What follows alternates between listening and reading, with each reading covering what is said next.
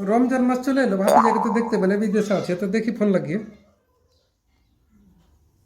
Hello. Hello. আরে ভাতিজা, রমজান মাসে তুই কোনখানে আছিস রে? আমি আইসি কেরালা আইসি হে। কেরালাতে কাজ করছিস? হ্যাঁ। তো তুই তো রোজা করতে পারিস না, তো কার বাড়িতে আসিস রে? না, একটা ব্রাহ্মণের বাড়িতে আছি। তাহলে তো তোর বরবাদ, রোজা তো করতে দিবে না তোকে।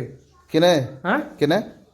রোজা রোজা করতে দিছে যে আমাকে স্টার কিনা হ্যাঁ, ভোর রাতে স্টার আলাদাভাবে রান্না করে দিছে, বুঝতে পারলি? ওরাই রান্না করে দিচ্ছে। ওরাই রান্না করে দিছে। এ তো বিশাল ব্যাপার রে। আর ইফতারের সময়তে কিনা হ্যাঁ। জুস টুস যত যা লাগে বাপ কালামে যেগুলা খাইসনি ওগুলা খাইতে দিছে, বুঝতে পারলি? এ তোর মুনটাও দিচ্ছে নাকি? হ্যাঁ, আর- আঙ্গুর দিচ্ছে? সবই দিছে যত যা আছে। হ্যাঁ, সুবহানাল্লাহ। সব দিছে, জুস টুস সব একদম। নামাজ পড়তে দেয় না হ্যাঁ তাহলে? বিকেরে নমাজ পড়ার লেগে স্টার ও এখানটা কিনে দিছে আগে। এই শতরঞ্জি নাকি? হ্যাঁ হ্যাঁ, সব গালা নাই। হ্যাঁ, ওগুলা শতরঞ্জি কয়, হ্যাঁ, চিকন গালা। চিকন গালা, হ্যাঁ ওগুলা হ্যাঁ। কিনে রেখে দেখে ওই যে তুমি এটাতে নামাজ পড়বে, কত ভালো। আমরা ভারতবর্ষে যে বাস করছি কিনা, হ্যাঁ তো কেউ কারো ধর্মে বাধা দেয় না, এটাই কিন্তু তোর ওই যে ব্রাহ্মণের বাড়ি থেকে প্রমাণ হলো কিন্তু। হ্যাঁ হ্যাঁ হ্যাঁ হ্যাঁ, পর ধর্ম সহিষ্ণুতা যদি থাকে হ্যাঁ। তাহলে নিজের ধর্মটা ঠিক থাকবে। হ্যাঁ হ্যাঁ, বুঝতে পারলি?